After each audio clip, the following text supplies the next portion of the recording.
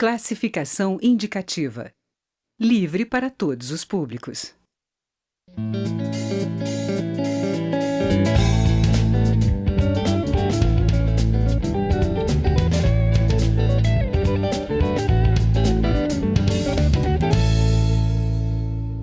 Olá! A criação do Conselho Nacional de Política Indigenista está em análise na Câmara dos Deputados. A proposta prevê que o Conselho será um colegiado de caráter consultivo e também deliberativo, e que será composto por representantes do Poder Executivo e dos povos e organizações indígenas, com a finalidade de decidir sobre as diretrizes da política indigenista do país. Para saber mais detalhes sobre a proposta, eu converso com o relator na Comissão de Finanças e Tributação, que é o deputado Edmilson Rodrigues, do PSOL do Pará. Eu sou Regina Assunção e o Palavra Aberta tem uma produção conjunta da TV e da Rádio Câmara. Bom, deputado Edmilson, Não, Regina. Seria bom a gente explicar como vai ser essa regulamentação, essa política, o que está incluído nesse projeto. Na verdade, já existe uma Comissão Nacional de Política Indigenista. Então, já há um investimento do Estado brasileiro na reunião, pagamento de passagens, hospedagem de várias representações dos povos indígenas e ministérios também têm suas representações, de modo que essa comissão reúne periodicamente para debater os temas relacionados à questão indígena.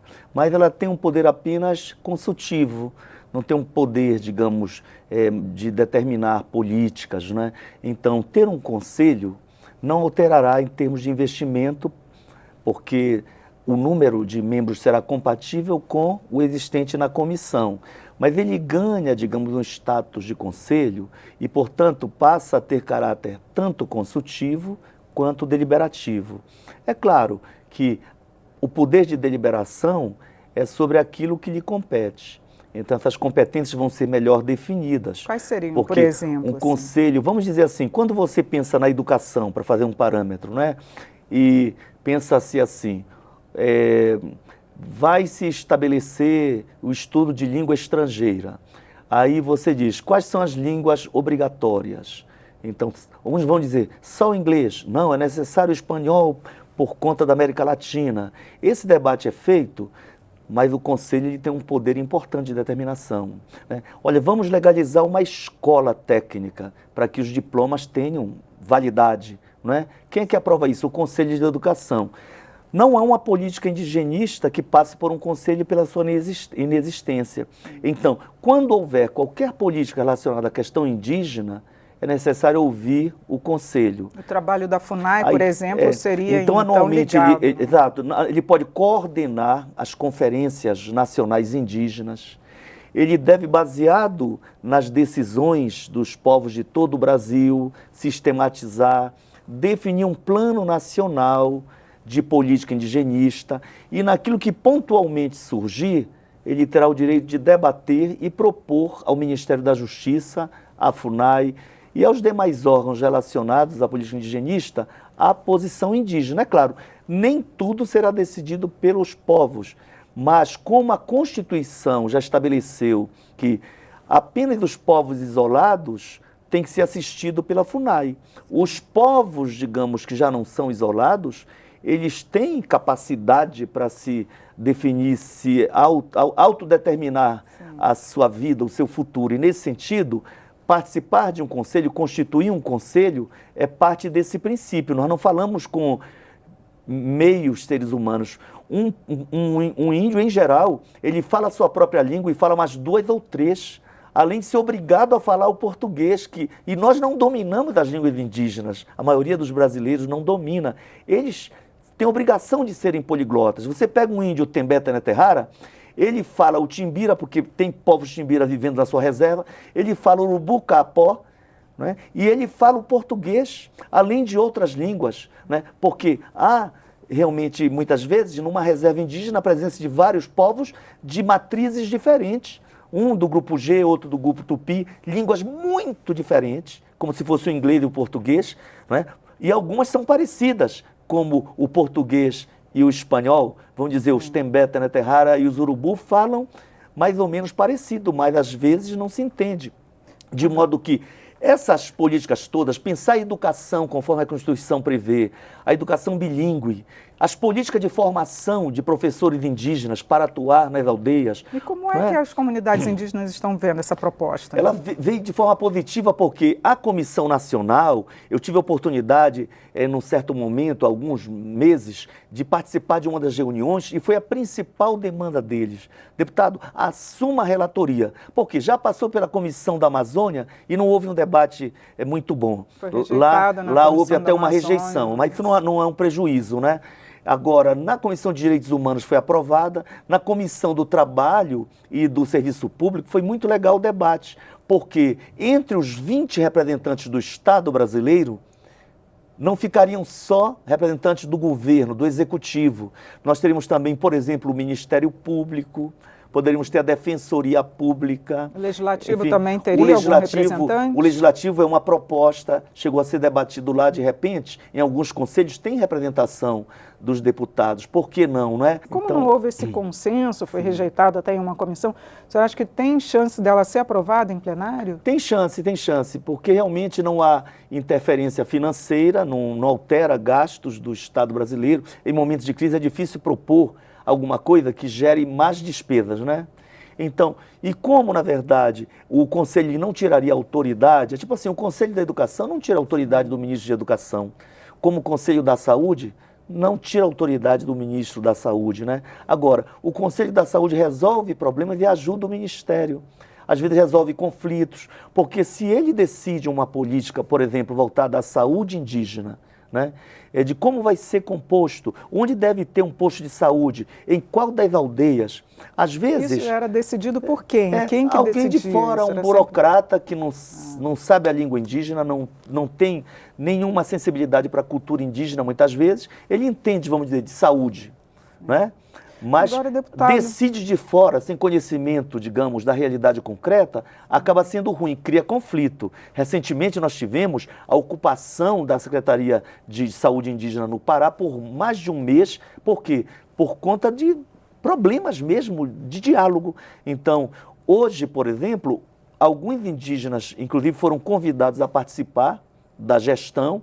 Há problemas lá porque há uma crise, falta de recursos, mas o que se pode perceber é que diminuíram os conflitos. Por quê? Porque a realidade indígena é conhecida principalmente pelos povos. Claro. Né? Quem vem de fora pode conhecer e pode ajudar e deve ajudar, mas o melhor é ouvir realmente o povo indígena. Quando ele tem um poder de decisão, até mesmo a conflitividade diminui e ele pode interferir em questões que não interferem necessariamente no poder do Ministério, de modo que eu não vejo motivo para a Câmara ser contra a criação do Conselho. Agora, deputado Edmilson, temas polêmicos como o infanticídio entre os indígenas, que até já foi rejeitado aqui na Câmara, né?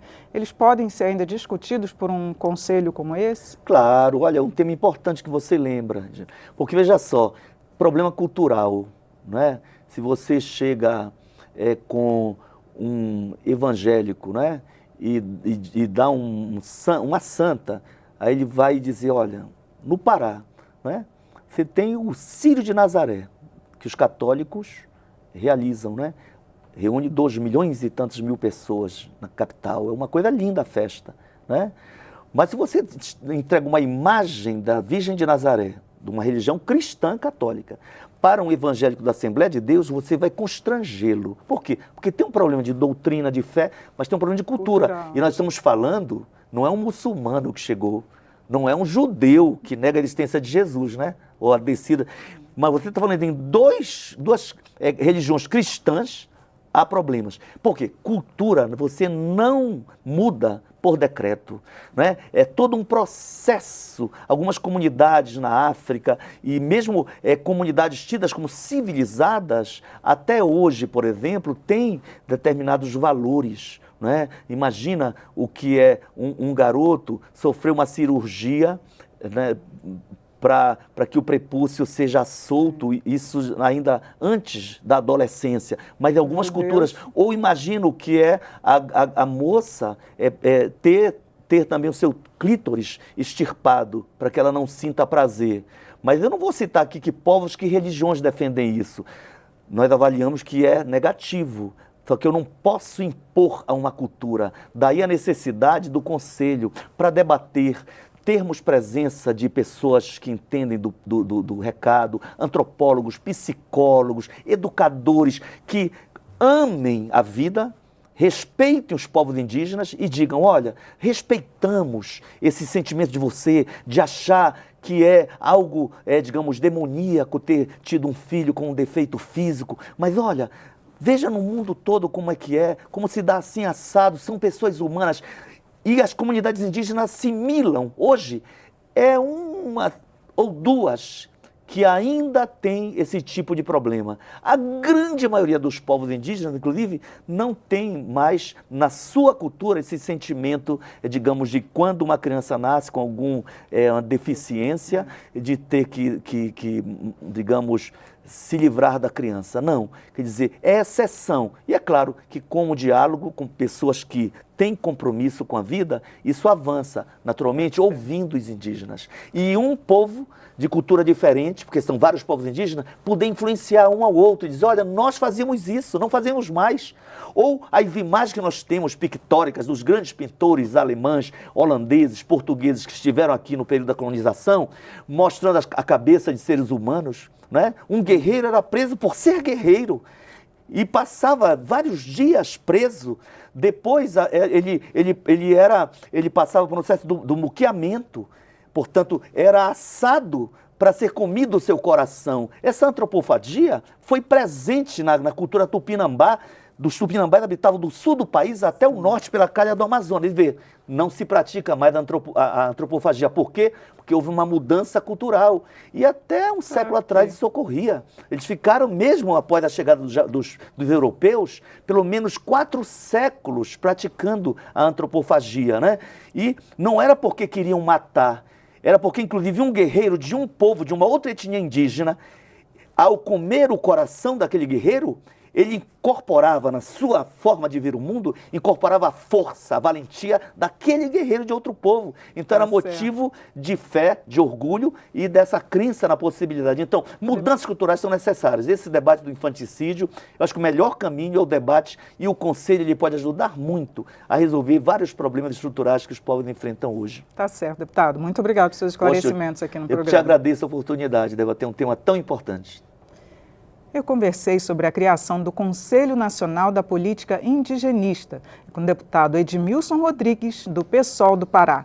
Você pode acessar esta e outras edições do programa em nosso site. É no câmara.leg.br/palavra aberta. Eu sou Regina Assunção e agradeço a sua audiência. Até a próxima.